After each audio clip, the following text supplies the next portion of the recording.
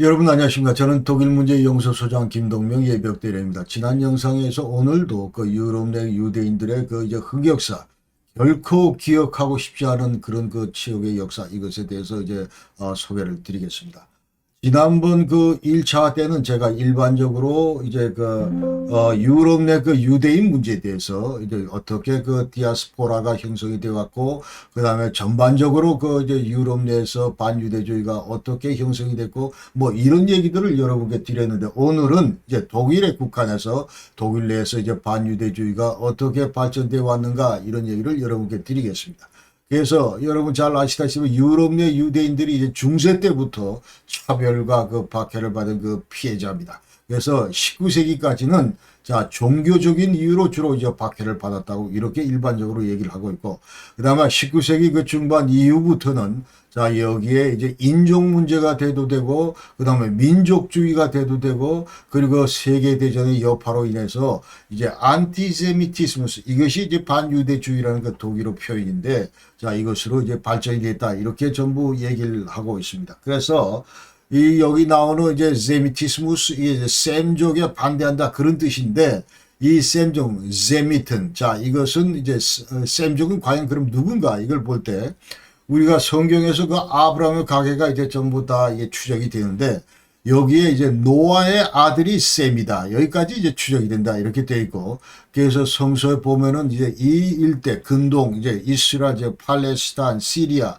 메소포타미아 지역, 이 일대 근동 지역의 모든 그 민족들은 이제 아브라함의 그 후손인데, 자, 일컬어서 우리가 셈의 아들들이다. 그러니까 노아의 아들인 셈의 아들 후손들이다. 이렇게 전부 얘기를 합니다. 그렇기 때문에 이 셈족에는 지금 현재 유대인들만 들어있는 것이 아니고, 자, 여기는 이제 아랍인들도 포함되고, 그 다음에 이티오피아, 에르트리아, 뭐 이쪽 지역 그 주 인종들도 포함이 되고, 그 다음에 가나안, 그 다음에 아람인, 자, 이런 것들도 전부 다 포함이 된다.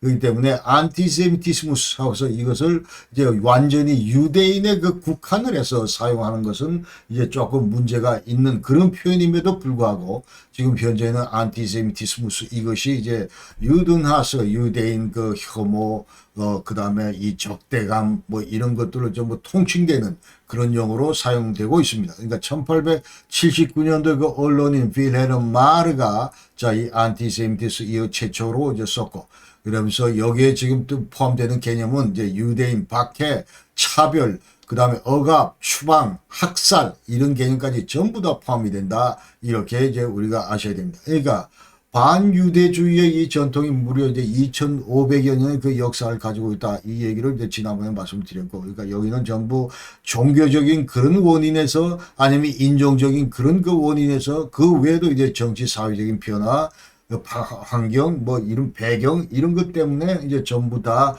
이런 개념들이 전부 녹아 있는 그 단어가 바로 이제 안티세미티스무스다. 이렇게 우리가 얘기할 수 있습니다. 그래서 반유대주의가 이제 고대 때는 완전히 이제 종교적인 그런 그 시각에서 이제 전부 얘기됐다. 그러니까 이 파인드 때 맨샤이트 유대인들은, 그러니까 인류의 적이다. 이제 그렇게 고대에서는 전부 이제 유대인들을 평가를 했고, 그러나 중세에서는 여러분 지난번 소개드렸지만은 자, 이 1300년도 그 당시에 이제 흑사병이라는 게 있었는데, 유럽의 그 주민들의 3분의 1이 전부 이 병으로 사망을 했는데, 그 장본인이 바로 유대인들이다. 그래서 부르는 피아기프터 해서 완전히 우물에다가 그 독극물을 푸는 사람들이 유대인이고, 그 다음에 이제 의식한다고 하면서 자기 자식도 죽이는 사람들도 유대인이다.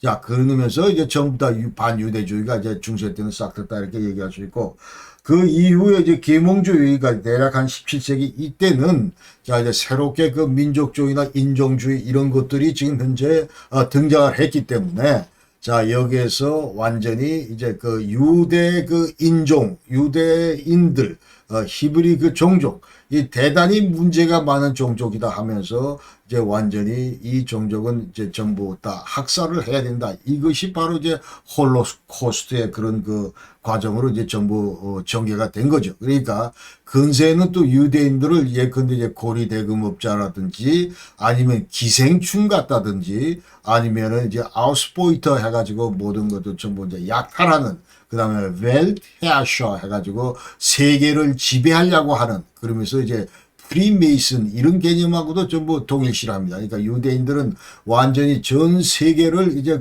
장악하려고 하는 프리메이슨하고 전부 같은 부류다. 이렇게 이제 전부 얘기를 하고 있다 이 말이죠.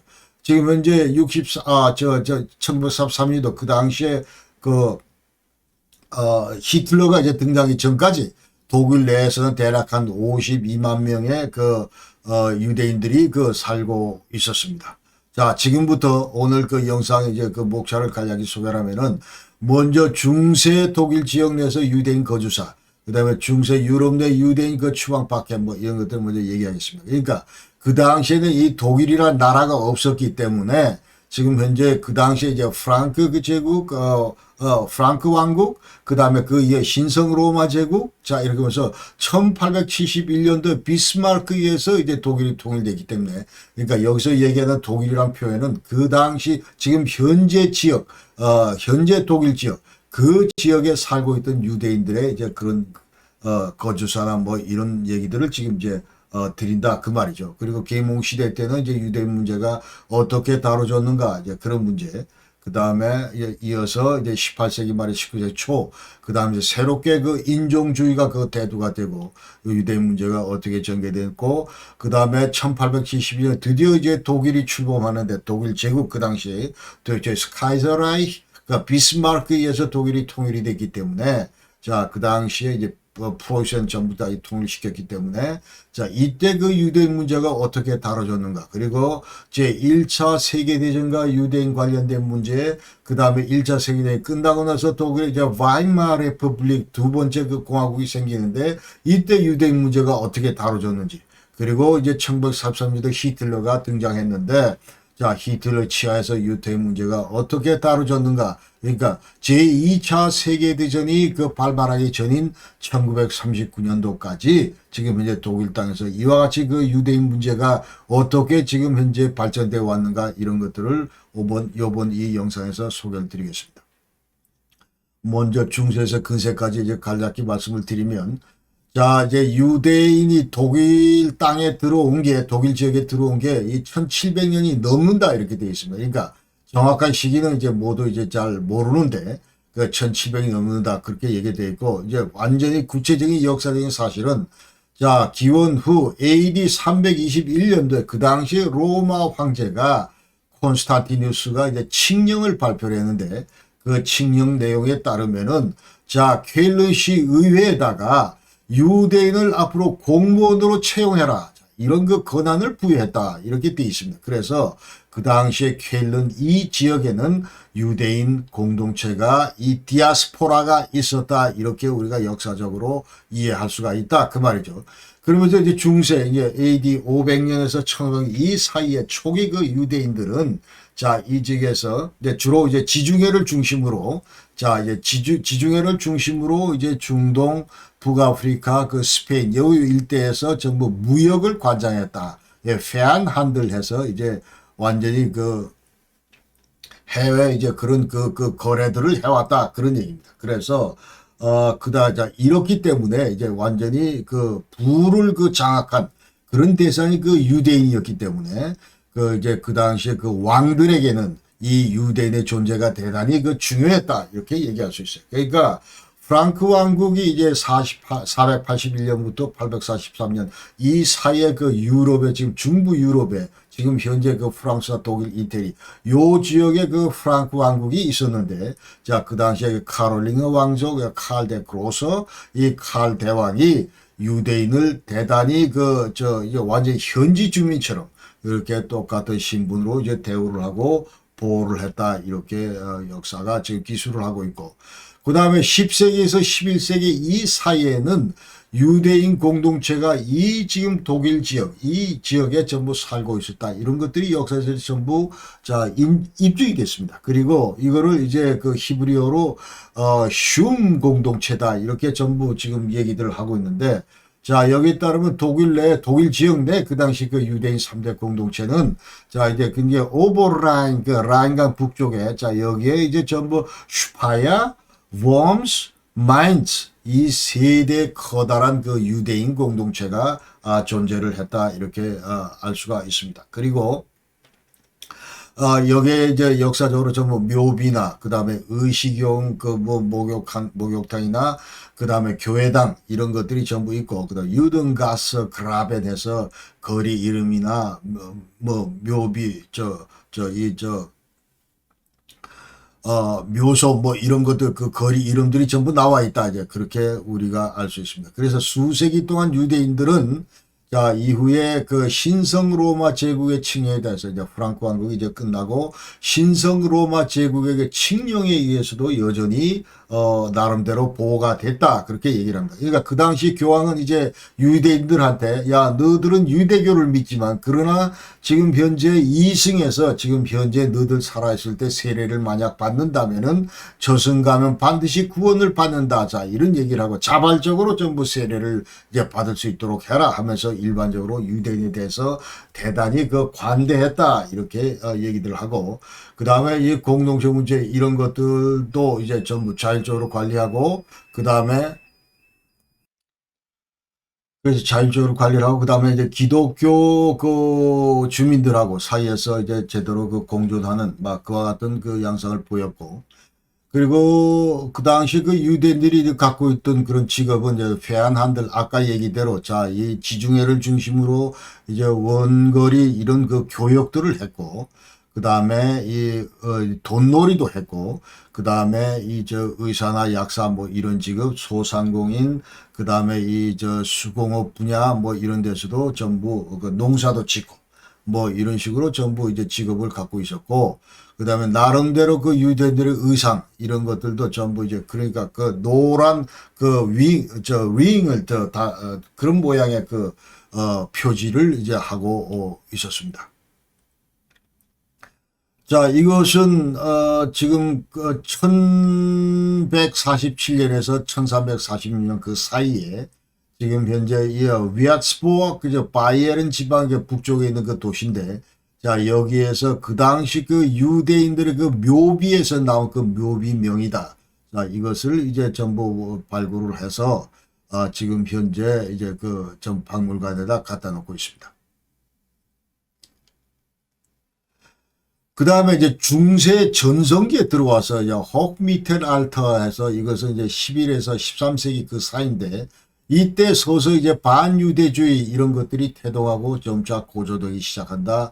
이렇게 볼 수 있습니다. 그러니까 1920년도에는 자 인종차별 관련된 그 다음에 반유대주의적인 그런 서적 이런 대량 생산되고 이런 것들이 대량 생산되고 그리고 이제 1096년 그 당시에 그 십자군 그 운동이 있을 텐데 라인 강변 도시에서 이제 유대인 공동체가 이제 그 피격을 공습을 당하게 돼 공격을 당하게 되고 그러면서 기독교인과 그 유대인 그 관계가 드디어 이제 붕괴되기 시작했습니다. 그래서 유대인 공동체는 이제 박해 대상이고 이제 추방의 대상이 된다. 이렇게 그때부터 얘기할 수 있고 그 다음에 그 중세 14세기경 그 당시에 이제 1347년부터 51년 그 사이에 이제 패스트가 완전히 돌아서 유럽 인구의 3분의 1이 전부 사망을 했는데 이 패스트 창궐 기간 중에도 완전히 아까 말씀드린 대로 이제 유대인이 전부 다 이 원흉으로 지목을 받았기 때문에 우물에다 독극물을 뿌린 그 원흉으로 지목을 받았기 때문에 자, 완전히 이 사람들의 유대인에 대한 그 박해가 뒤따랐다. 이른바 이것을 이제 패스포그롬 해가지고, 자, 이거 어느 지역, 일정 지역뿐만 아니고 다 돌아가면서 다, 지금 현재 이제 독일 지역이나 이 프랑스 지역이나 스위스 지역이나 이 일대 전부 그 유대인들이 핍박을 받았다. 이렇게 이제 역사 기록하고 있고. 그 다음 중세 후기에는 유대인 그 추방이 이제 이루어지는데 1290년도에서 이제 영국에서 그 다음에 14세기에는 이제 프랑스에서 있었고 그 다음에 15세기 말에는 스페인, 포르투갈 이런 데서 이제 그 세례받는 문제 관련해서 이제 대대적으로 전부 추방을 했다. 그러니까 1492년도에 알함브라 그 칙령에 따라서 그렇게 됐다. 그렇게 하고 그 다음에 1519년도 신성 로마 제국 이때도 지금 이제 대부분의 그 제국 도시에서 유대인들은 전부 그 추방을 당하는 그런 그 운명을 맞게 됩니다. 이거 중세 후기에 이제 유대인 그 주로 이주 지역은 자, 이와 같은 나라에서 이제 추방을 따면 어디로 가는가? 이 볼 때 이제 주로 이태리하고 이제 중부 지역, 그러니까 폴란드나 리투아니아 이쪽으로 그 다음에 오스만 제국으로 팔려나갔다 이렇게 얘기할 수 있습니다. 그리고 그 외에도 이제 유럽 그 각국들 그 다음에 뉴욕까지 갔다 이제 미국 저 이쪽으로도 이제 들어갔다 그럴 거고 흑해나 에게해 이제 북아프리카 자 이쪽으로 전부 흩어지면서 이제 무역 분야에 이제 투입이 됐었습니다.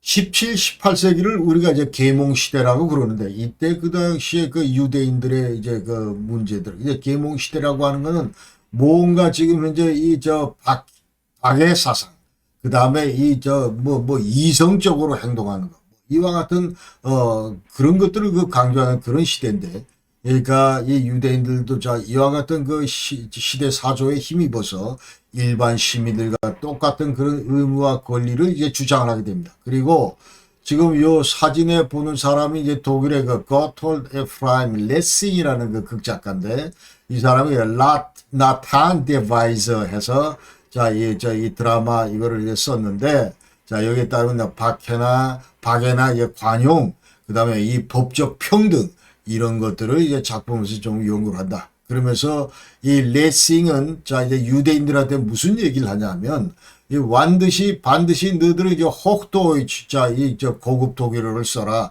그러니까 히브리말 쓰지 말고 유대어 이거 쓰지 말고 이 혹도이치 써라 이런 얘기를 하고 그다음에 히브리어로 되어 있는 그 성경을 독일어로 번역한 최초의 그 유대인이다. 이 레싱이 그렇게 이제 얘기할 수 있습니다. 그리고 1791년도 그 당시 이제 신성 로마 제국 당시인데 자, 그 당시 이제 유대인에게 이제 법적 평등 이런 것들을 전부 부여를 했습니다. 부여하고 그 다음에 나름대로 이제 프로이센에서 그 다음에 바이에른에서 1812년 13년 이때 유대인 차별 법률 이런 것들을 이제 좀 완화하고 그다음 부분적으로 이제 그 평등하게 대우하는 막 그와 같은 조치들을 전부 취했습니다. 그러면서 이제 유대인들은 그 당시에 그 일반 교육을 이제 받을 수 있었고 대학에서 연구도 할 수 있었고 그 대부분의 이 전문 그룹에 전부 접근할 수 있었다. 그런 것들이 전부 허용이 됐다. 그러나 유대인들은 그 고위공직이나 아니면 어떤 정치적인 이 타이틀을 얻는 그런 직위에는 이르지 못했다. 이렇게 우리가 알아야 됩니다. 그 다음에 독일 지역의 유대인들은 상대적으로 자 프랑스와 같은 그런 완전한 평등을 이제 보장받지 못했습니다. 그러면서 이제 공동체 이 자율성 이런 것들도 이제 없었고 그 다음에 이 유대인 언어나 의복 전통적 이런 것들은 거의 이제 뭐 포기를 많이 했다 그러고 그다음에 종교 간섭 이런 것들도 이제 많이 흐물흐물해졌다. 그러면서 기독교 그 어떤 이 다수 사회에 이제 적응하는 그와 같은 그 양상을 보이기 시작했습니다. 그러니까 최초 자 중세 때는 유대인이 우리 고유의 어떤 이 전례 의식이나 의복이나 예컨대 언어나 이런 것들을 계속 가지고 있었다고 한다면 그러나 시간이 갈수록 이제 17, 18세기 들어서는 이런 것들이 많이 흐물어졌다 이렇게 우리가 얘기할 수 있습니다. 그래서 독일 지역 내에서 볼 때 이 유대교 같은 경우도 점점 더 기독교 종파가 유사한 그런 종교로 이제 해석이 되고 그런 민족적인 요소나 이런 것들은 많이 약화됐다. 그리고 이제 독일 이쪽에 세속적인 연구나 독일 언어 뭐 이쪽 문화 이쪽에 이제 많이 그 적용을 했다 이렇게 얘기를 할 수 있고 그 다음에 예배 보는 이제 유대교 그 랍비 목사들 랍비 이런 사람들도 근데 독일 대에서 전부 이제 박사 학위를 받고 근데 이제 유대 교민들한테 유대인들한테 이제 전부 다 독일어로 설교를 하는 이와 같은 현상이 이제 계몽 시대에 있었습니다.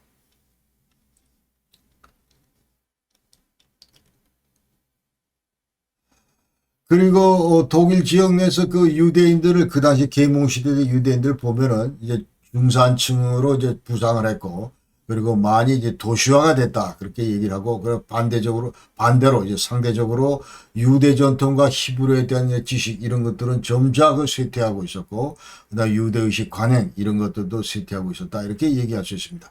그 당시에 그 이제 유대인 그 직업을 보면은 자 수공예 그다음 농경계층 뭐 이런 것들은 이제 접근이 어려웠다.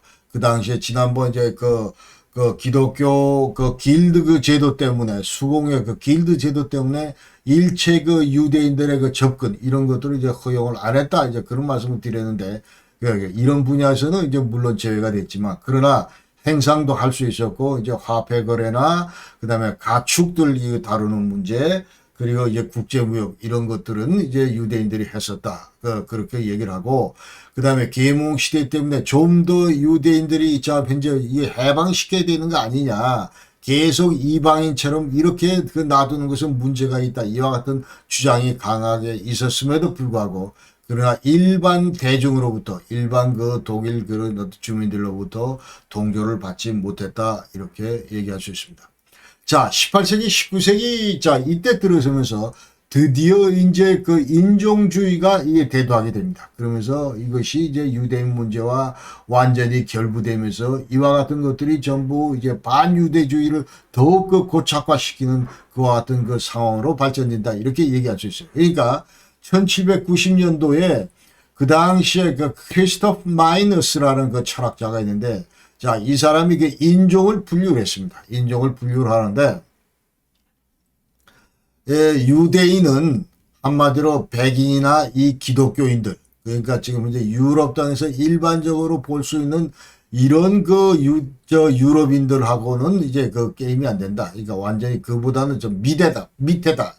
그보다 좀 처진다. 이렇게 얘기를 하고, 그 다음에 유대인들은 또 이 오랑우탄, 동물 그 오랑우탄과 그 다음에 이 흑인들, 그 다음에 이 핀란드 사람들, 이런 사람들, 몽골 사람들, 몽골 사람들, 이런 사람들보단 조금 더 위다. 이렇게 이제 또 얘기를 하고. 그러면서 유대인은 이제 이게 셈족이기 때문에 아까 얘기대로 얘들이 완전히 그 예의가 부족하다. 이렇게 얘기를 하면서 망연한 시빌리즈타잇 하면서 알사페 그러니까 거의 원숭이 수준에 가깝다. 이렇게 이제 완전히 유대인을 비하해서 얘기를 합니다. 그러면서 그 인종주의자들의 이제 그 당시에 그 논리에 따르면 자, 인류 역사는 지금 현재 어떤 이런 상층 그 인류와 하층 인류 간의 그 영원한 그런 어떤 그 투쟁인데 자, 그와 같이 이제 반유대주의자들은 예컨대 이 유대인 문제 이거는 전적으로 이제 그 인종 문제다. 이렇게 전부 정리를 해서 얘기를 합니다.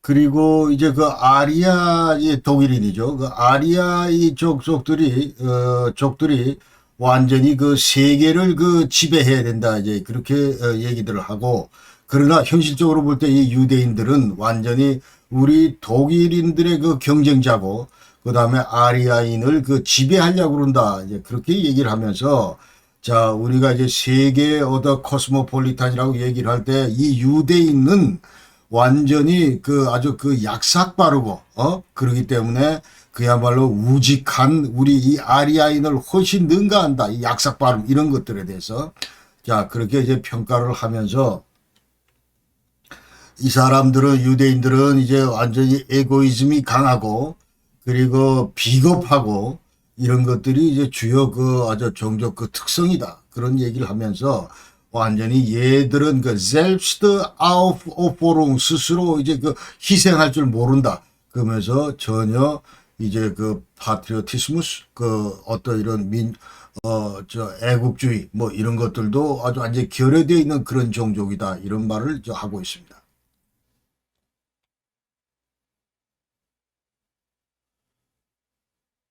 그래서 19세기 초에는 이제 독일 전역에서 반유대 시위 폭동 이런 것들이 이제 빈발했습니다. 자, 여기에 따르면 이제 1819년도 그 당시 8월 그 10월 그 사이에 헵 반유대 폭동이다. 헵 크라발레다. 이 헵 하는 거는 이제 완전히 가축들 뭐 이렇게 쫓고 할 때 그때 쓰는 그 말이라고 하는데 그러니까 완전히 그런 식으로 이제 유대인들을 쫓아가면서 이렇게 이제 계속 그 압박하는 거죠. 자, 그러면서 그 당시에는 이제 도이처분데서 독일 동맹이 있을 텐데 약 한 80여 개 마을에서 이와 같은 그 반유대인 유대인들을 그 이제 완전히 공격하는 그런 어떤 그 행위가 있었다. 그래서 주로 프랑크푸르트 am Main, 함부르크, 비에츠버그, 데니마르크 이런 데서 전부 있었고, 그러니까 초기 산업화 시대에서 이제 막 여러 가지 문제들을 많이 이제 불만족스러운 뭐 그런 문제점들을 안고 있었는데 각계각층이, 그러나 이런 것들을 전부 유대인한테 전부 책임을 전가했습니다. 그러면서 1830년에서 1835년 이 사이에도 반유대 시위가 이제 많았고, 그다음에 유대인 추방도 뒤따랐습니다. 그래서 반봉건, 혁명적인 요인 이런 것들과 더불어서 이제 이와 같은 행동들이 뒤따랐다. 드디어 1871년도 비스마르크에 의해서 이제 독일 제국이 드디어 이제 독일이 정식 이제 출범하는데, 이거를 이른바 우리가 이제 도이치스 카이저라이히라고 그럽니다. 자, 이때 이제 유대인 문제가 어떻게 다뤄졌는가. 자, 이렇게 이제 보면은, 그러니까 이게 1871년 이제 통일되기 전까지, 그 전에 이제 1848년도에 전 유럽을 휩쓴 그런 민주화 운동이 있었습니다. 시민 운동이.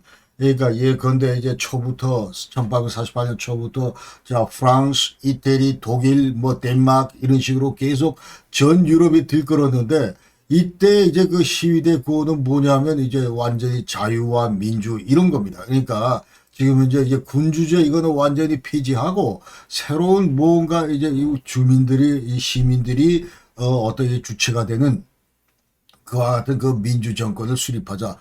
이런 것들이 이제 그 일어났을 텐데, 자, 여기에 힘입어서 이제 유대인들도 자, 우리하고 독일이나 똑같은 그런 동등한 어떤 이런 그 권리를 달라 이렇게 요구를 해서 결국 이 도이치스 카이저라이히 독일 제국 그 헌법에 이게 반영이 됐습니다. 그러면서 유대인들도 이제 평등권 원칙 이런 것들이 적용이 돼서 전부 이거 시행이 되는데, 자, 여기 따라서 이제 공공 서비스나 대학 이런 데 직위에 유대인들도 이제 갈 수가 있었고, 그 다음에 이제 여러 분야에서 뭐 문화, 철학, 예술 분야에서 유대인들이 그 이제 두각을 나타내면서 이른바 유대인 문화의 그 르네상스다 이렇게 얘기를 하는 거죠. 그러니까 1800년대 중반부터 그러면서 군대 내에서도 유대인을 평등하게 대우하라고 이렇게 명시가 되어 있었습니다. 그래서 독일 제국 수립 후에 상대적으로 유대인들의 그 지위나 상황 이런 것들은 점차 개선이 되고, 그리고 독일 중산층에 이제 통합됐다. 그러면서 이제 유대인들도 드디어 파터란드 누구? 독일. 독일에 대해서 로얄리티 충성을 우리가 가져야 된다. 이런 그 분위기가 유대인 사회를 이제 지배했습니다. 그래서 독일 제국하의 유대인들은 이제 장교나 장관과 같은 특정 지위는 아직 못 받았지만, 그래도 나름대로 그 사회 내에서 계속 그 동화하려고 그러는 그런 그 어떤 이런 동인들은 많이 늘어났다 이렇게 얘기할 수 있습니다.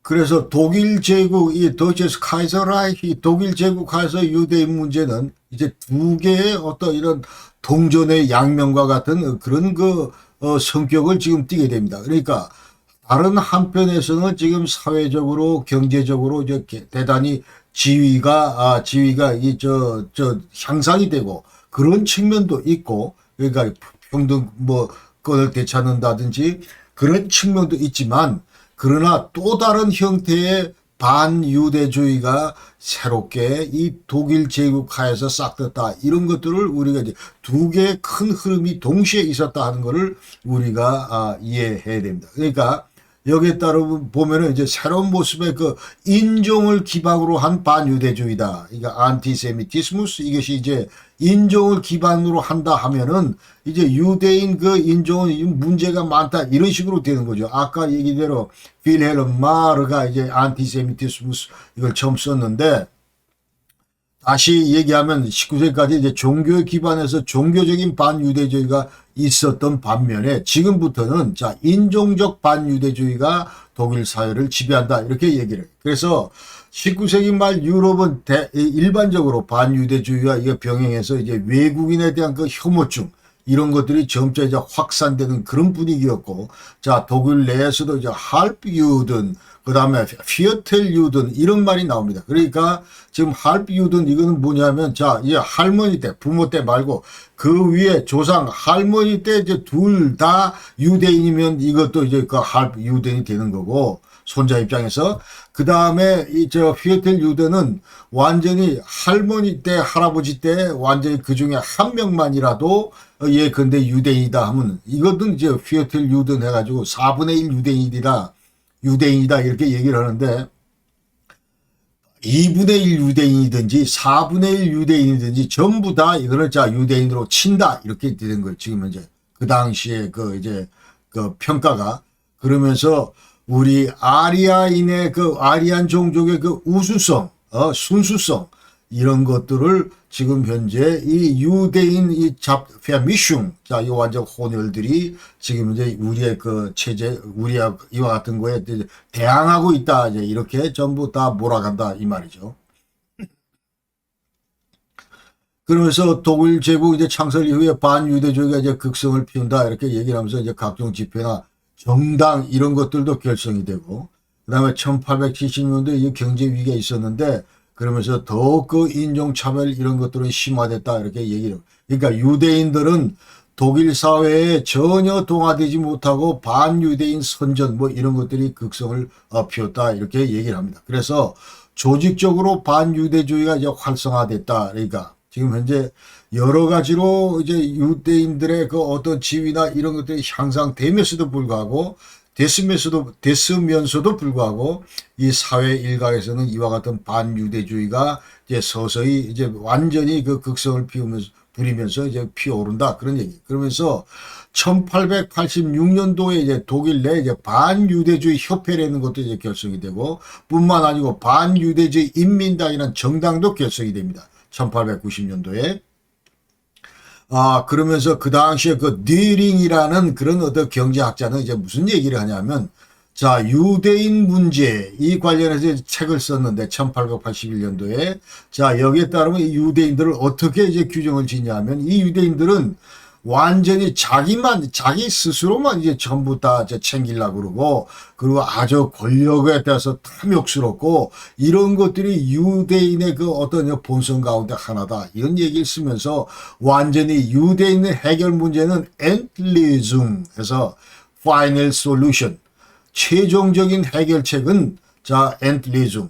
그러니까 이 말의 의미는 완전히 이제 박멸을 해야 된다. 이런 얘기. 그러니까 완전히, 전부 다 이제 이 살상을 해야 된다. 이런 얘기. 여기에 크게 고무받은 것이 바로 이제 히틀러다, 나중에. 그러면서 이제 엔틀리즘, 이거는 나중에 뭐 다음 영상에서 얘기 드리겠지만은 1941년도에 이제 반세 컨퍼런스 해가지고, 자, 이 베를린 국경에 이제 근처에 그 반세라는 큰 거기 있는데, 거기서 모여가지고 유대인 문제를 논의하면서 마지막 결론은 엔틀리즘. 완전히 다 없애버리자. 이런 겁니다. 자, 이런 것들이 최초에 이미, 그러니까 히틀러 등장하기 전에 이미 100년 전에 이런 그 해결책이 나왔다 하는 걸 우리가 알아야 되고, 그러면서 이제 완전히 유대인을, 야, 블루사우건 해서 완전 흡혈기다. 그렇게 얘기를 하고, 슈마로츠에서 기생충이다. 파라sit. 기생충과 같다. 이런 얘기를 하면서, 얘들은 교육하고 훈육하고 통합하고 해방해봐야 이 대상이 아니다. 그러면서 완전히 쫓아내든지 추방하든지 아니면은 완전히 학살을 하든지 전 유럽에서 이것이 바로 현실적인 유일한 유대인 문제에 대한 해법이다. 이런 주장을 이제 그 오이겐 그 듀링이 자기 책에서 얘기했다. 그 말입니다. 그 다음에 이때 동시에 이제 1890년대 동시에 이제 시오니스무스가 이제 시온주의가 태동을 했는데, 지난 영상에서 말씀드렸다시피 테오도 헤틀, 자, 오스트리아 언론인이 유덴슈타트 그 책을 유대인 국가라는 책을 만들어 가지고, 자, 유럽에서 떠도는 모든 유대인들은 전부 우리 고향 땅을 찾아가자, 시온을 향해서 찾아가자, 그런 얘기인데, 자, 이와 같은 그 시오니스무스 여기에 대해서 이제 반유대주의자들은 얘들은 완전히 영혼이 없는 그런 물질주의하고 똑같다. 이렇게 이제 평가를 하고, 그러면서 이제 자본주의, 착취, 마르크시즘 이런 거하고 시니즘은 똑같고, 그렇기 때문에 완전히 우리 독일의 이상주의 이런 건 상치되는 개념이고, 그리고 우리가 지금 현대화하는데 여기 부정적인 영향을 미친 요인이다. 그러면서 이 반유대주의 속성, 이거는 반대로 보면은 이제 반자유주의, 반자본주의, 그리고 프랑스 혁명의 자유평등 사상과는 전혀 그 반대되는 그런 개념으로 이제 인식을 한다. 그 말이죠. 그러니까 우리가 지금 현재 이 반유대주의를 펼치고 있는 이것은 완전히 우리의 그 자유주의, 자본주의 이런 것들을 더 공고히 하기 위한 그런 조치다. 이렇게 얘기를 하는 거예요. 그러면서 Die Juden sind unser Unglück 해서 자, 유대인은 우리의 불행이다. 이런 얘기를 했고 1893년도 이제 제국의회 선거가 있었는데 라이스타스팔 이게 있었는데 여기서 반유대인 정당이 총 유권자 2.9% 지지를 획득했다. 그리고 1899년도 반유대인 정당 연합은 이제 정강정책인 함부르크 프로그램이라는 걸 이제 발표를 하는데 여기에 따르면은 앞으로 우리는 이제 유대인 문제 이거를 20세기 그 세계 문제로 이제 발전시킬 거다. 자, 이렇게 지금 명시해 놓고, 그 다음에 유대인에 대해서 차별을 하고, 그 다음에 최종적으로 모두 학살하는 것. 이것이 아까 얘기대로 엔리즘 유일한 해결책이다. 이렇게 전부 이제 그 프로그램 속에 들어 있습니다. 그 다음에 오스트리아 내에서도 이제 반유대주의가 극성을 피우는데, 그 다음에 열성적으로 그 반유대주의를 주장했던 사람이 바로 이제 비엔나 시장으로 당선된 칼 리거라는 사람이다. 자, 그래서, 그 당시에 이제 그 히틀러가 자, 이제 소년 시절에 전부 이 비엔나에서 이제 화가 생활을 했는데, 그 당시에 칼 리거가 이제 시장이 됐어. 그러면서 대단히 이제 이 리거로부터 감명을 받았다. 이렇게 나중에 조금 더 다시 설명하는데 그 다음에 반유대주의 캠페인 여기 대해서 독일 유대인들의 동향은 자 우리도 이제 뭔가 좀 해봐야 되겠다 해서 1893년도에 이제 유대교를 믿는 독일 시민 중앙연합이란 단체를 설립을 했습니다. Central Verein Deutscher Staatsbürger Jüdischer Glaubens. 자, 이와 같은 걸 설립을 해서, 독일에서 이제 가장 큰 유대인 조직이다. 그러면서 이제 다른 유대인들은, 그러니까 이제 완전히, 자, 여기 큰 기대를 안 하고, 완전히 시온주의로 전부 전환을 하면서, 이제 독일 국민하고 전차 거리를 두면서 자나깨나 이제 그 우리 땅 팔레스타인 이쪽으로 돌아갈 그런 꿈을 키워왔다. 이렇게 얘기할 수 있습니다. 자, 1차 세계대전이 드디어 이제 발발했는데, 자, 여기에 이제 유대인들이 참전을 했습니다. 그러니까 독일 유대인, 오지리 유대인, 오스트리아 유대인들이 전부 참전했습니다. 그러면서 그 당시에 그 전쟁이 일어났을 때 이제 황제가 윌헬름 2세인데 카이저 윌헬름 2세는 뭐라 이 캔에 누어 도이체 이렇게 했습니다. 그러니까 나는 지금 단지 독일인만 알고 있다. 자, 그 얘기는 뭐냐 하면 유대인은 모른다. 그런 얘기가 아니고 우리 독일 땅에 사는 모든 사람은 전부 도이치다. 그러니까 유대인, 독일 뭐 가릴 것 없이 전부 우리가 자 전선으로 달려가자. 그런 얘기입니다. 그러면서 자 여기에 이제 화답이라도 하듯이 센트럴 페라 도이처 슈타트베르 유디시 클라우브스 아까 얘기했는데 자 이 유대인 그 단체가 중앙협의회 여기 단체가 뭐라 그러냐면 모든 자 독일 내 유대인들이요 딱 하면서 지금 현재 엄청나게 운명적인 그런 그 시간을 우리가 맞고 있기 때문에 조국이 우리 그 아들들을 저 깃발 밑으로 모이라고 지금 부른다 이 말이에요. 빨리 전쟁 나가자 이런 얘기죠. 유대인들은 자 전쟁에 참여하라 그런 얘기입니다. 그러면서 자 이거 완전히 우리 유대교인들은 전부 다 야 여러분들이 자 촉구를 하는데 자 우리 이제 완전히 의무를 넘어서서 지금 현재 조국을 위해서 이 독일을 위해서 우리의 모든 힘을 다 이제 바치고 헌신할 그런 준비를 이제 그런 거를 이제 촉구를 한다 그런 얘기죠. 그러니까 전쟁에 빨리 우리 나가서 열심히 싸우자 이제 그런 얘기를 나름대로 유대인 협회에서도 이제 했다 그런 얘기. 그 당시 이게 이제 전부 나와 있는 그 신문에 나는 호수문인데. 그러니까 독일 유대인 제국협회하고 독일 그 시오니스트 협회에서 공동으로 독일 유대인 전쟁 참여 요청에 이제 포함이 되어 있는 막 그런 내용입니다. 도이체 유든 해가지고 전부 다 이제 전쟁터로 나가자 이제 그런 얘기고. 그래서 실제로 이제 10만여 명의 그 유대인이 참전을 했습니다. 참전을 했고 그 다음에 실제로 그 전선에서 라이스푼 유디셔 프론 솔다튼 자 이와 같은 거를 결성을 했습니다. 제국 그러니까 협회, 유대인 그 전선 그 군인 협회 뭐 이런 것도 이제 결성을 해서 나름대로 이제 유대인들도 열심히 싸우고 있다 이런 것들을 이제 대외적으로 좀 과시하고 그러니까 이제 한 2천여 명의 그 장교들도 이제 이 독일군에 전부 편입이 됐습니다. 그리고 이 전쟁에서 한 12,000명이 전부 사망을 했습니다. 유대인들이. 그래서 이처럼 그 유대인들이 직접 이제 참전한 그 동기를 보면은 자, 이제 어떤 형태로도 이 파틀란 독일이 조국이다. 자, 이런 것들, 조국이 전쟁에 휩싸였기 때문에 우리가 전부 다 조국을 위해서 충성을 다한다. 자, 이런 것들을 완전히 입증을 시켜야, 이래야 아마도 반유대주의 이와 같은 것들이 지금 이제 좀 종지부를 찍을 수 있습니다. 크게 기대를 했다, 이 말이죠. 자, 우리 유대인도 독일 너희들처럼 나가서 직접 전선에서 싸우기 때문에 이제 더 이상 우리 사회에서 야, 유대주의, 야, 유대인들 뭐 이 전부 추방하자 뭐 이런 얘기들이 이제 들어갈 줄 알았다 이제 그 말이죠. 그러면서 독일 사회의 진정으로 동화되기를 그렇게 간절히 희망하면서 참전을 했다 이제 그렇게 얘기를 했습니다. 자, 이와 같은 여파로 인해서 이제 전쟁 초기에는 반유대주의 이런 것들이 약간 주춤했다. 자, 그렇게 얘기합니다. 전쟁하면서 이거 보니까 옆에 유태인도 보이고, 자, 그래서 이제 더 조금 이제 그런 분위기가 독일 사회를 지배를 했던 것은 사실인데, 그러나 1916년 이후에 이제 18년까지 전쟁이 지속됐기 때문에 도중에 이제 반유대주의가 극성을 부리기 시작합니다. 그러니까 그 얘기는, 계기는 1916년 11월 1일 날, 그 당시에 크릭스미니스터 호헨보언, 이 사람이 이제 전쟁 장관이니까 우리를 치면 이제 국방장관인데, 자, 국방장관 호헨보언이 어떤 조치를 취하냐면은 전선에 투입된 그 군인들 가운데 유대인 인구 조사를 한 겁니다. 유든셀롱 해가지고,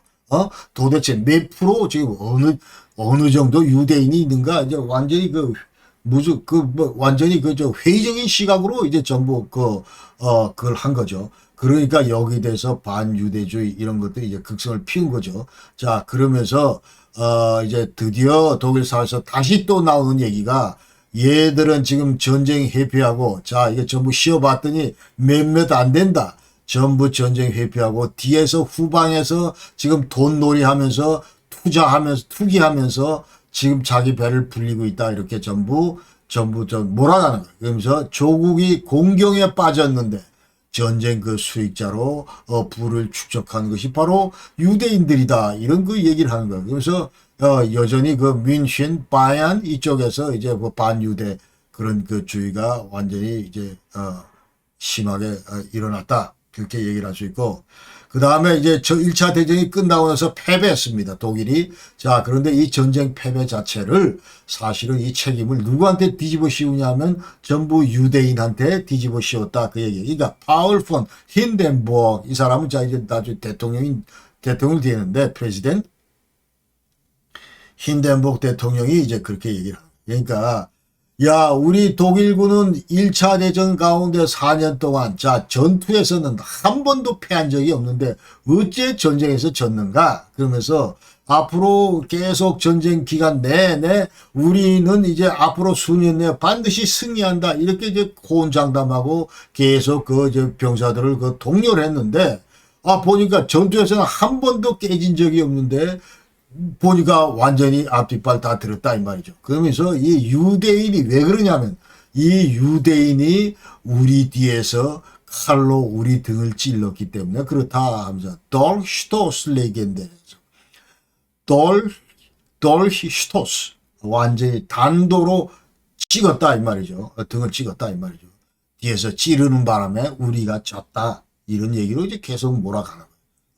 그러면서 완전히 이제 이 유대인들은 그리고 경제 상황도 계속 악화되고 4년 동안 전쟁하면 경제 상황이 당연히 악화되죠. 당연히 악화되고 그다음에 1929년 그와 같은 그 경제 위기 당연히 오는 거죠. 그다음에 하이퍼 인플레이션 당연히 오는 거죠. 4년간 전쟁을 했는데 전부. 자, 그럼에도 불구하고 이 모든 책임을 다 유대인들한테 전부 뒤집어 씌운 것이 그 당시 독일 지도부였다는 것을 우리가 알아야 됩니다. 자, 이거 지금 등 뒤에 칼을 찌는, 단도를 찌르고 있는 그 장면이고, 그러니까 Jüdische Durchstoß in den Rücken der deutschen Armee, 독일군 등 뒤에다가 이렇게 유대인이 칼을 찔렀다, 이렇게 얘기를 하고 있고, 그런 이제 전단들이 막 돌린다, 이 말이죠. 그러면서 반유대 단체들은 이제 뭐라고 얘기를 하냐 하면은, 자, 유대인들이야말로 세계 제1차 대전의 승리자다. 자, 이 완전히 조롱하는 거죠. 우리 독일 라이크스페어는 전부 죽었고 다 패배했고 반드시 여기서 그러니까 결과적으로 승리한 자는 유대인이다. 이렇게 지금 좀 조롱을 하면서 우리는 조국을 위해서 희생을 했는데 얘들은 후방에서 배만 불리고 있었다. 이렇게 얘기를 하는 거예요. 그러니까 1차 대전 중에 이미 3만 5천여 명의 그 이제 유대인들이 동구로부터 특히 폴란드로부터 이제 유입이 됐습니다. 자, 유입이 됐는데 이거를 이제 그 당시에 그 프로이스 그 내무성에서는 더 이상 유대인 그 유입이 이제 막기 위해서 이 1918년 4월달에 폴란드 국경을 차단을 했고 그다음에 폴란드계 유대인의 독일의 취업 이런 것들을 전부 금지시켰고 자, 이와 같은 조치를 내렸습니다. 한마디로 1차 대전과 그 유대인 이걸 볼 때 유대인들은 완전 전쟁 패배의 희생양이다. 이렇게 우리가 얘기할 수가 있는 겁니다. 자, 그 다음에 이제 전쟁 이후에 이제 들어선 것이 이제 바이마르 레퍼블릭, 바이마르 공화국인데 이것은 여태까지 이쁜 군주제, 이제 필헬름, 카이저 체제 이런 것들을 전부 다 이제 완전 종지부를 찍고 그야말로 이제 민주주의에 입각한 그와 같은 그 이제 공화국을 만들자. 이제 모든 그 권력은 전부 다 국민들로부터 나온다. 이런 입장에서 이제 나온 것이 바이마르 레퍼블릭이다. 자, 이때 유대인들 관계를 이제 간략히 소개를 드리겠습니다. 그래서 1차 세계대전 패망 이후에 이제 독일은 바이마르 레퍼블릭 자 얘기대로 1918년 11월 9일 에서 이제 그 출범을 했고 그 다음에 히틀러가 이제 등장할 때까지 1933년까지 지속이 됐는데 자, 이 국내 정황이 그 당시 보면은 대단히 어려웠다. 그러니까 경제적으로도 어렵고 그러면서 또 전쟁을 통해서 수백만의 그 이제 전쟁 사망자가 생겼고 한 200만 가까이가 이제 전부 군인들이 죽었고 그 다음에 또 인플레이션 자 이게 하이퍼 인플레이션 이런 것들이 의해서 상당 부분이 거의 대다수가 전부 다 빈곤에 시달렸다 이렇게 얘기를 합니다. 그러니까 이와 같은 상황에서 이제 유익을 극단주의 이런 극단주의 행동을 하는 이와 같은 그 조직들이 이제 계속 생겨나면서 이 사람들 얘기는 뭐냐면 전쟁 패배 원인 아까 얘기대로 자 이게 지금 유대인 얘들이 지금 이제 뒤에서 노동운동하고 평화주의 한다면서 완전히 또 사회 민주주의 뭐 이런 세력들하고 결탁돼서 지금 우리의 등을 찔렀기 때문이다. 그렇게 지금 얘기를 하는 거예요. 그렇게 이제 전부 얘기를 하고, 그 다음에 그래서 이 바이마르 레퍼블릭 체제에서 유대인은, 자, 전체 인구의 뭐 1%도 안 되는데, 그러나 나름대로 이제 아까 얘기대로 이제 보장된 권리, 이런 그런, 나름대로 그런 권리, 그런 실현을 할 수 있는 그런 기회를 가졌다. 그렇게 얘기를 하고 바이마르 공화국 때 최초에는 사실은 이 총리나 아니면 외교부 장관 이런 사람도 전부 유대인 쪽에서 뽑았습니다. 자, 사회 일각에서는 반유대주의가 팽배하지만 그러나 이와 같은 그 콧 아이스나 그 다음에 발터 라테나우 이 외무부 장관 이런 사람은 그 유대인으로 뽑았는데 그러나 몇 달 안 가서 전부 우익급파들에 의해서 극단주의들에 의해서 전부 살해되고 말았습니다. 이 사람이 이제 외교부 장관이다 라테나우인데 그러나 완전히 극단 세력에 의해서 전부 살해를 당했습니다. 그러면서 슐렉 tot den Walter Rathenau Gott verdammt Judensau 해서 완전히 자 이 캐치프레이즈는 완전히 그야말로 그 비속어를 쓰면서 이 외교장관 얘를 이제 처단하라 이제 그런 구호를 내걸면서 전부 사형을 했다. 처단 암살을 했다 이제 그 말입니다.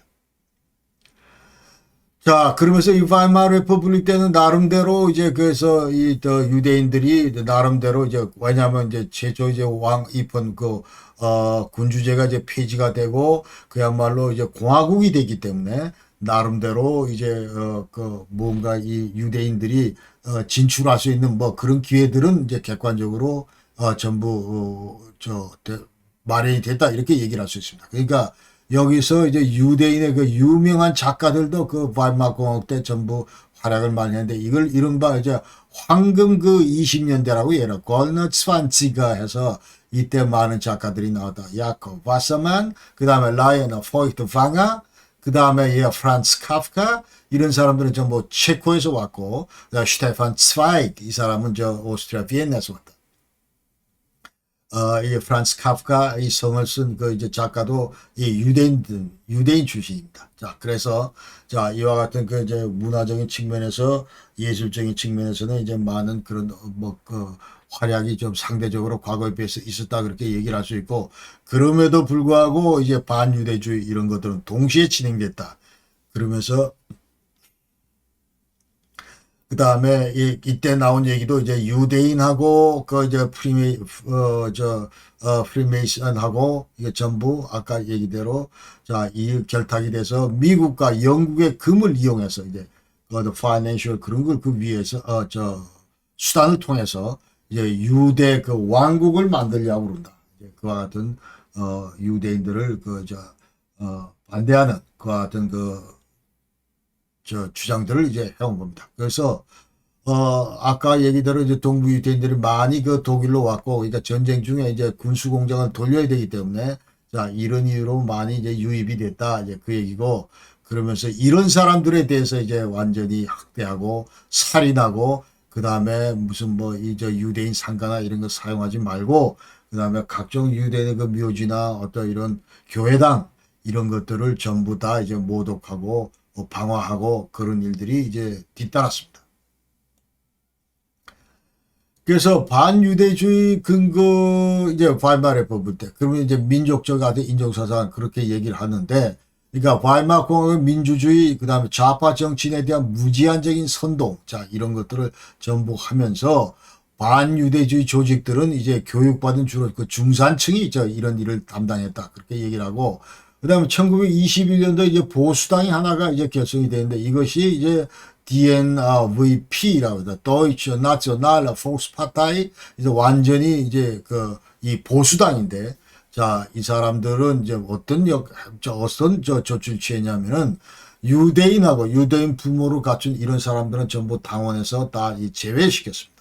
제외를 시키고, 그러니까 이런 의미에서 바이마르 레퍼블릭 이 당시에는 자 유대인 문제 관련해서 독일 사회가 완전히 보수주의자들하고 그다음에 이 히틀러 그 나치당하고 이 NSDAP가 나치당인데 나치는 소셜리스트 도이치 아바이터 파타이 독일 그 나치당인데 자 이 두 개가 이제 완전히 합쳐져서 완전히 결탁을 해서 이제 이념점 합의를 하면서 완전히 반유대주의를 이제 계속 밀고 나갔다 이렇게 얘기를 할 수 있습니다. 그래서 이 나치당 NSDAP 이것이 1928년도 독일 의회 선거에서 단지 2.6% 득표율을 밖에 못 얻었는데 그러나 1923년도가 이제 완전히 위기의 해입니다. 그러니까 엄청나게 많은 인플레 이런 것들 때문에 위기의 해인데 자 그러면서 이제 이와 같은 흉흉한 때를 만나서 이제 나치는 슈툼압타일룽 해서 SA 이거를 조직을 하고 이제 우익 세력들과 결탁을 해서 이제 완전 백주 대낮에 공공거리에서 유태인들을 전부 이제 폭력을 가합니다. 유태인에 대해서 폭력을 가. 그러나 경찰들이나 이 사법부는 여기에 대해서 전혀 대응하지 않았다. 그 얘기고 그 다음에 29년도 세계 경제 위기 닥치자마자 정치적으로도 양극화되고 반유대주의 자 이런 것들은 심화될 수밖에 없었다 이렇게 얘기할 수가 있습니다. 자 이제 히틀러 통치하에서 반유대주의가 어떻게 자 그래서 간략히 이제 히틀러 등장 배경을 여러분께 설명을 드리면 자 1차 세계대전 패배 후에 독일은 이제 대혼란을 겪습니다. 그렇죠. 그러면서 제일 큰 것은 이제 1919년도에 그 당시에 맺었던 이제 강화조약, 베사유 강화조약 여기에 따르면은 철저히 군비 제한에 이제 그런 조치를 당하게 되는데 그러니까 최대 병력 그 10만 명만 유지할 수 있고, 그 다음에 이 게네랄 슈탑, 자, 이거를 이제 일체 그 유지를 못하게 돼 있고, 그 다음에 징병제를 전부 폐지해야만 했습니다. 그리고 전쟁 배상금, 자, 이것이 1320억 마르크 상당하는 그런 금을 전부 갖다 줘야 됐고, 자, 그와 같은 그 어려움을 겪었다. 그래서 빌레르 미세가 드디어 이제 황제에서 그 퇴위를 하고, 그러면서 그 당시에 이제 많은 그 봉기가 있었습니다. 11월 달에 이제 그 주변에 그 봉기가 있었고, 이처럼 그 어수선했기 때문에, 또 이 인플레가 이제 인플레이션 해서 완전히 그 뭐 천정부지다. 지금 현재 요 아래 그 도표 보시면은, 여기 보면은, 자, 계란 하나를 사는데도 1912년도에 예컨대 이제 7절했던 것이, 그 다음에 2023년도, 자, 이때 들어와서는 매주 그렇게 막 튄다. 그런 얘기죠. 그러니까 200만, 자, 100만 마르크를 내야 됐다. 100만 마르크를 줬다가, 그 다음에 여기는, 자, 3,200억 마르크다. 그러니까 지금 이제 그 사진에서 보시다시피 이와 같은 많은 돈을 들고 가야 계란 하나를 살 수 있을 정도다. 이제 그렇게 완전히 그 살인적인 인플레에 시달렸다. 이렇게 얘기할 수 있습니다. 자, 그러니까 뭔가 지금 하여튼 유능한 그 지도자를 갈구하는 그런 사회적인 분위기가 형성이 됐습니다. 이때 등장한 것이 바로 히틀러였다.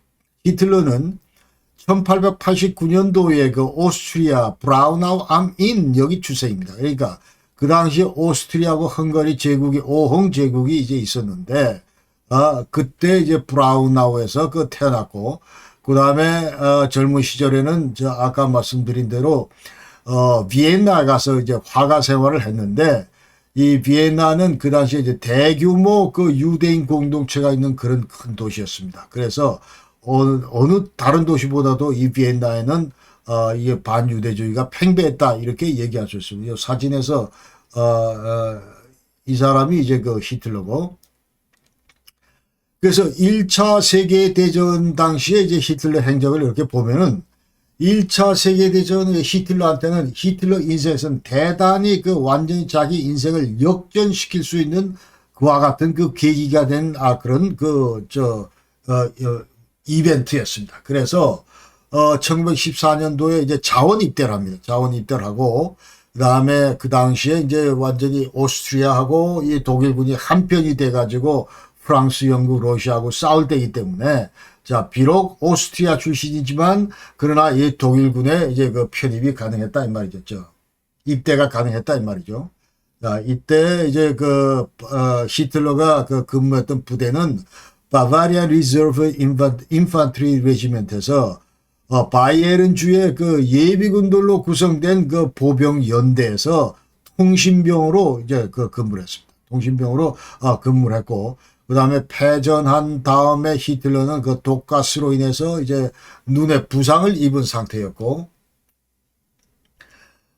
그래서 이 히틀러가 1933년도 1월 30일 날 이제 독일 그 제3제국의 그 총통이 되는데, 이 사람이 언제 독일 국적을 받냐면 1932년, 그러니까 총통되기 1년 전에 받습니다. 그 전까지는 이제, 완전히 무국적자로 있다가, 왜냐하면 1913년도에 독일로 이민을 와서 1925년도에 이제 오스트리아 국적을 포기했기 때문에, 그 당시에 이제 포기한 다음에 계속 독일 국적을 얻기 위해서 백방으로 노력을 했지만 안 됐고, 그러다가 이제 1932년도 브라운슈바이크 여기 와서 이제 전부 그 독일 국적을 취득하고 그 다음에 이제 총통이 됐습니다.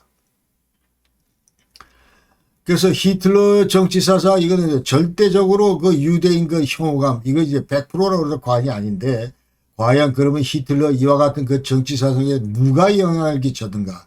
이걸 볼 때 게리트 폰 쉐너러, 자, 이 사람은 이제 유대인 이건 필요 없다, 전부 없애는 게 답이다 이렇게 얘기한 사람이고, 아까 얘기대로 칼 리거 이 비엔나 시장인데, 자, 이 사람은 이제 발틱스튼 도이천 벼가마이스터 알러사이튼. 자, 이게 히틀러가 직접 그 당시에 화가 생활하면서 비엔나에서 이 사람 당선을 지켜봤는데, 자기가 본 중에서 모든 그 저 세월을 통틀어서 이 사람이 가장 강력한 그런 그 독일 그 어떤 시장이다 이런 얘기는 왜냐하면 이제 반유대주의 이런 걸 표방했기 때문에 그렇다 이 말이죠.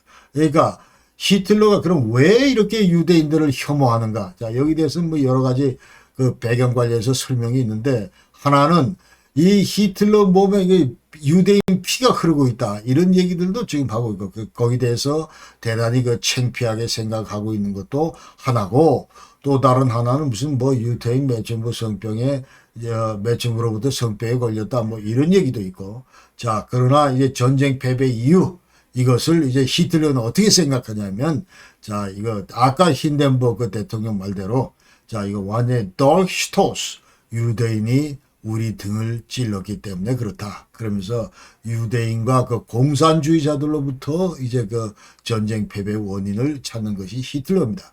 아? 그리고 나치당 집권 당시 독일 내 유대인들은 아까 얘기대로 한 50만 명 된다 그러고 전체 인구의 0.8%다.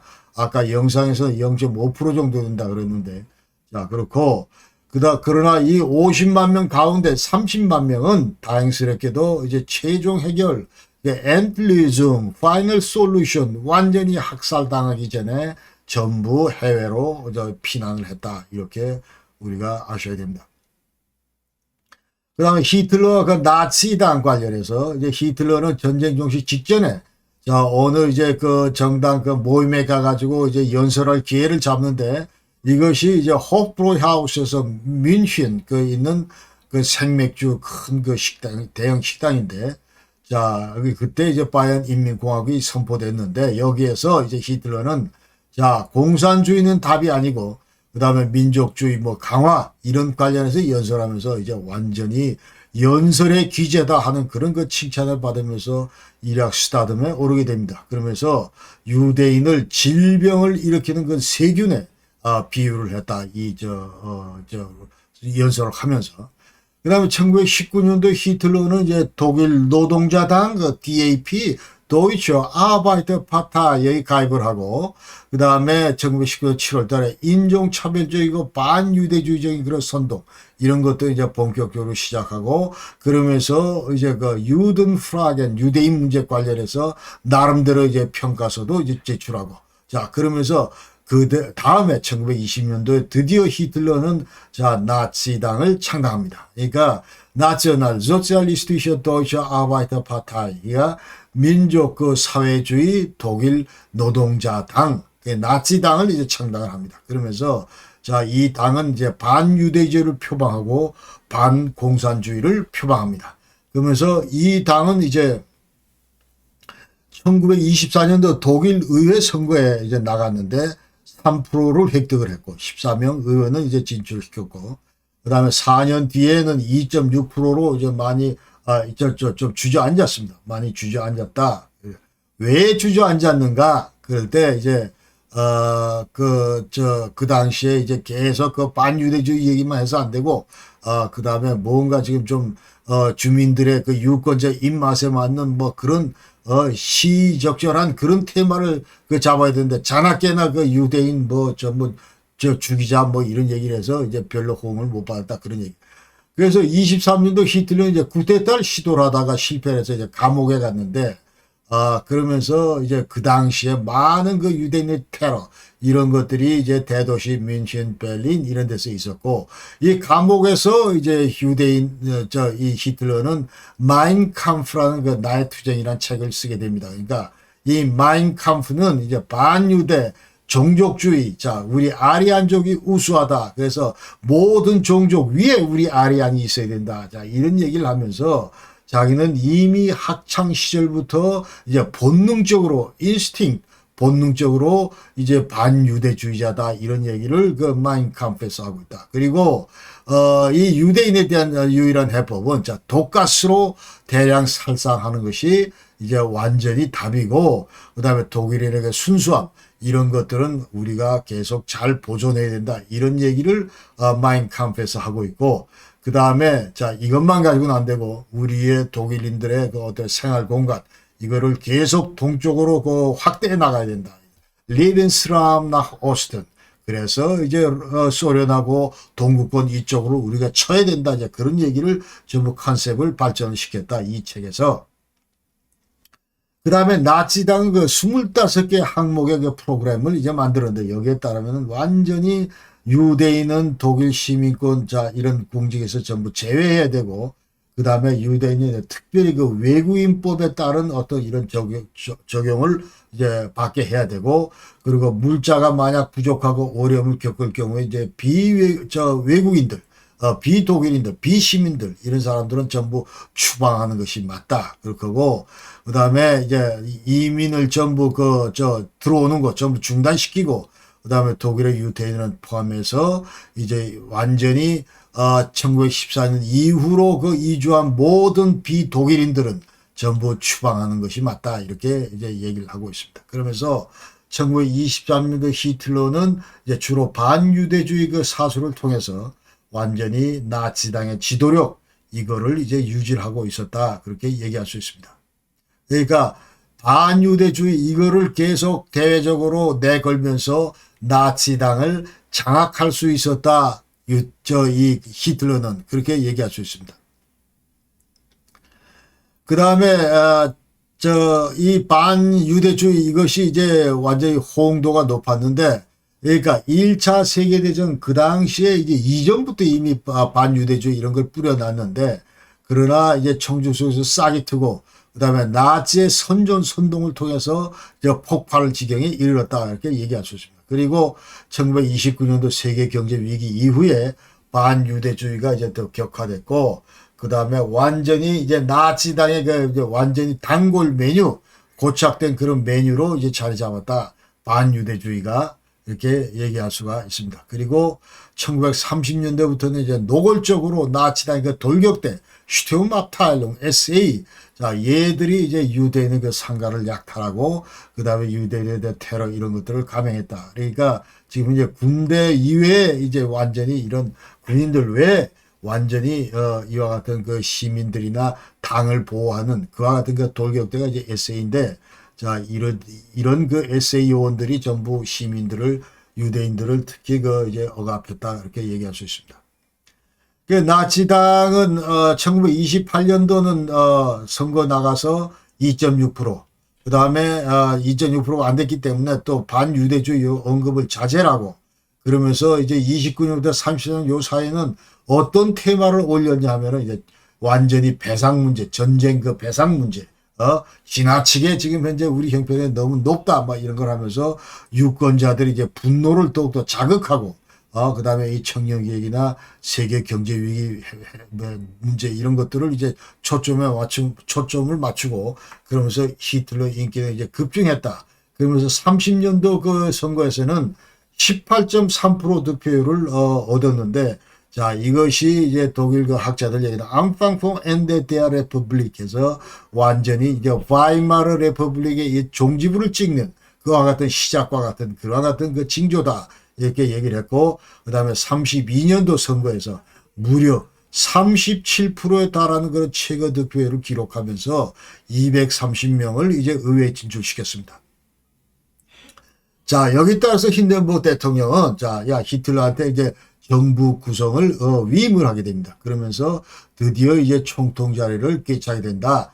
33년 1월 30일 날 히틀러가 라이크스칸슬러 그 당시에 44살 히틀러가 드디어 제3세계 이제 그 어떤 제3제국의 어떤 이런 총통으로 이제 군림하게 된다. 그렇게 얘기할 수 있습니다. 그리고 그 다음에 힌덴부르크가 죽었기 때문에 자, 히틀러는 이제 그 사람이 갖고 있던 이제 모든 그 타이틀 다 가지고 와서 진정한 제3 제국의 또 이제 führer 지도자고 라이크스칸슬러다, 총통이다, 제국 총통이다 이런 그 타이틀 그야말로 이제 1인자로 우뚝 서게 됩니다.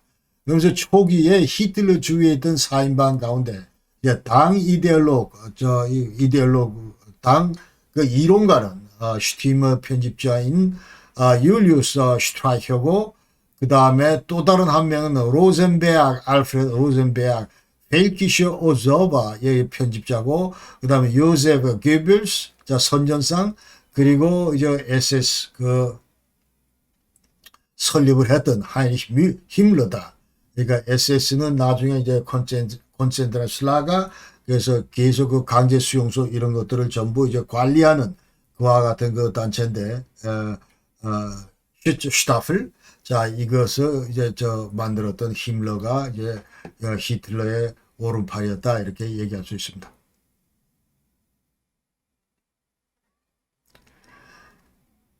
그래서 히틀러가 이제 1월 30일 날 총통이 된 다음부터 취한 조치가 자기의 정치적인 어떤 이런 반대자들, 특히 공사주의자들 전부 체포를 했고, 그 다음에 강제 수용소를 만들어서 완전히 로마, 신티, 집시들, 동성애자들, 유대인들 전부 다 집어넣고, 그 다음에 강제 불임시키거나 낙태시키기도 했고, 그 다음에 38년도에는 오스트리아를 합병하고, 그 다음에 38년도에는 그 체코슬로바키아의 그 주데텐란 이거를 전부 합병을 했습니다. 또 보헤미안 모라비아 이것도 39년도에 드디어 합병을 했습니다. 그러면서 히틀러가 그 유대인에 관련해서 이제 조치는 반유대 탄압 조치에 이제 노고로 하게 되는데, 자, 여기에 따르면 이제 유대인 상점 일체 이용하면 안 되고, 변호사, 의사들에 대해서도 이제 완전히 보이콧 시키고, 그러면서 Deutsche wird euch Kauf nicht bei Juden. 자, 이런 그 완전히 간판들이 완전히 이런 그 연설 이제 문구들이 완전히 이 독일 시내를 전부 다 수놓게 된다 이 말이에요. 그러니까 독일인들이요 제발 좀 정신 차리고 무장해라 그런 뜻이고, 유대인한테 가서는 절대로 사면 안 된다. 자, 이게 구매 이런 것들 하면 안 된다 이런 그 얘기를 전부 적어 놓고 있는 거예요. 그 다음에 33년 3월 9일 날 독일 전역에서 유대인에 대해서 이제 조직적인 공격이 시작됩니다. 3월 9일 날. 그리고 모든 유대인들은 독일 사회에서 이제 격리 추방해야 된다. 이와 같은 그 운명을 맞게 된다. 이 말입니다. 그리고 히틀러는 또 이제 완전히 그 법적 조치를 취하게 되는데, 그래서 반유대 관련법을 무려 1,500여 개나 이제 만든다. 그 얘기예요. 그러니까 제일 큰 것, 최초 제일 큰 것 중에 하나는 반유대법 중에 하나는 전문 공무원 보건법이다. 자, 예, Gesetze Wiederstellung des Berufsbeamtentums 해가지고 1903년 4월 7일 날, 자, 이거 만들었는데 이 내용에 따르면은, 자, 모든 유대인들을 이제 전문 공무원 사회에서 전부 해고시켜야 된다. 그런 얘기. 베르스피아포트 해가지고 완전히 해고시키고, 그 다음에 두 번째 보면 1935년대 니은베르크법이다. 니은베르크 게세츠. 자, 여기 따르면은 이제 독일인만 완전한 시민권을 보유하고 나머지 유대인들, 비유대인, 이 독일 간 뭐 이런 결혼, 성적 관계 이런 것 전부 범죄하고, 그러니까 유대인과 관련된 모든 혼인 관계나 이런 것들을 아주 구체화 시켰다. 그러면서 유대인 혈통을 가진 사람들, 이런 사람들도 전부 다 이제 미슐링의 잡종이다. 이렇게 전부 분류하고 완전히 이제 탄압하기 시작했다. 이렇게 얘기할 수 있습니다. 아까 영상에서 보셨지만은 1938년도 이것은 독일에서 완전히 운명적인 그런 해다. 픽살하프테스야 그렇게 얘기할 수 있습니다. 운명의 해다. 그렇게 얘기했습니다. 그러니까 완전히 이제 그 당시에 오스트리아하고 합병을 하고 나치당은 이제 반유대 정책을 이제 과격화를 하는데, 그러면서 반유대인 규정을 완전히 오스트리아까지 확대 시행을 한다. 그러니까 오스트리아 유대인 12만 8천 명을 유대인 8천 명을 국외로 추방을 하고, 그 다음에 이 오스트리아 내에서 완전히 유대인 추방센터 이런 걸 이제 전부 설치를 하게 됩니다. 그리고 이제 아돌프 아이히만을 그 책임자로 임명을 했습니다. 그리고 38년 11월 9일날 10일날 이날은 역사적으로 대단히 아주 유명한 날인데, 유대인 박해밤이다. 포그롬락 그리고 크리스탈락 이렇게 지금 얘기를 하는데, 이제 대규모 유대인들을 전부 학살하고 완전히 상점들을 전부 방화하고, 그 다음에 교회들을 전부 방화하고, 이와 같은 일들이 전부 이루어졌습니다. 그래서 한 400여 명의 유대인들이 전부 살해를 당했고, 그 다음에 유대인들은 추가 직업도 없고 사업도 몰수당하고 건물도 약탈당하고 이와 같은 지경에 이제 전부 이르렀습니다. 그러면서 그 당시 나치 장관 얘기는 발타 펑크 그 사람 얘기는 1938년까지 무려 20억 그 라이크스마르크 상당하는 유대인의 재산을 자 나치가 전부 약탈을 했다 이렇게 얘기를 하고, 그다음에 39년 말부로 3월달 말에 수만 명의 유대인들 남성이 드디어 강제 수용사로 이제 그 끌려갑니다. 끌려가는데 다카우 그 미넨 근처에 있는 다카우, 부흥발, 그 작슨하우슨 이와 같은 그 강제 수용소 있는 곳으로 전부 이제 끌려간다. 그러면서 이 자리에는 전부 이제 독일 공산주의자들, 사회주의자들, 자유주의자들, 그리고 정권의 적으로 간주되는 모든 사람들이 자 여기에 전부 투옥이 되고, 그러니까 이 나치의 목표는 원래는 독일 땅에서 전부 다 이 유대인들을 없애려고 그러는데, 그러나 2차 대전이 발발로 일단은 이제 무산이 됐다 이렇게 얘기를 하는 거예요. 자 마지막으로 히틀러가 자 1월 30일 날 이제 총통이 됐는데 6년 뒤에 1월 30일 날 취임 6주년을 맞아서 이제 연설을 합니다. 연설을 하고, 자 여기에 따르면은 이제 완전히 세계 대전이 만약 발발할 경우에 유럽에서 유대인 종족은 완전히 없어질 것이다. 이런 취지로 이제 연설을 합니다. 연설을 하는데, 자 보면은 Ich will heute wieder ein Prophet sein. 나는 예언자가 되고 싶다. 그렇게 얘기를 하고, wenn es dem internationalen Finanzjudentum und außerhalb Europas gelingen sollte. 만약 이제 유럽 안팎으로 여기에서 만약에 유대인의 국제적인 어떤 그런 그 국제 금융 그 유대인들이 만약 성공을 한다면, 어떤 성공이냐면 die Völker noch einmal in den Weltkrieg zu stürzen. 다시 한번 모든 민족들을 세계 전쟁으로 끼어들게 하는 그와 같은 전쟁을 한다면, 그러나 dann wird das Ergebnis nicht die Bolschewisierung der Erde und damit der Sieg des Judentums sein. 그러니까 만약 전쟁을 해서 너희들 멋대로 지금 현재 이걸 공산화하거나 아니면 유대의 어떤 이런 왕국을 건설하는 그런 승리를 가져오는 그런 것들은 절대로 안 될 것이다. 그런 얘기를 하면서 히틀러는 sondern die Vernichtung der jüdischen Rasse in Europa. 완전히 유럽 내에서 유대인의 그 종족 이거를 완전히 절멸해 볼 것이다. 이게 완전히 다 씨를 말릴 것이다. 자, 이런 얘기를 지금 히틀러가 하면서 만약 전쟁이 벌어지면 그때는 유대인들은 다 죽는다. 이런 얘기를 지금 하고 있습니다. 자, 오늘 영상은 여기까지고, 그래서 이제 다음 영상에서 이제 그 유대인 그 2차 대전 때 유대인들이 홀로코스트에 완전히 홀로코스트를 통해서 전부 사라지는 그런 그 장면들을 여러분께 전부 소개를 드리겠습니다. 그러니까 제 3부는 홀로코스트, 그러니까 2차 대전 내 이제 그 유대인이 전부 이제 학살당하고 최초 게토로 갔다가 그 다음에 강제 수용소로 끌려갔다가 거기서 다시 이제 콘센트레이션 라가 해가지고 전부 다 거기서 가스로 독살당하는, 자 이와 같은 그 어떻게 유대인들이 그 이제 전부 사라지나 이런 것들을 제 3부 영상에서 여러분께 소개해 드리겠습니다. 긴 시간 여러분 대단히 감사합니다. 항상 건강하십시오. 감사합니다. 안녕히 계십시오.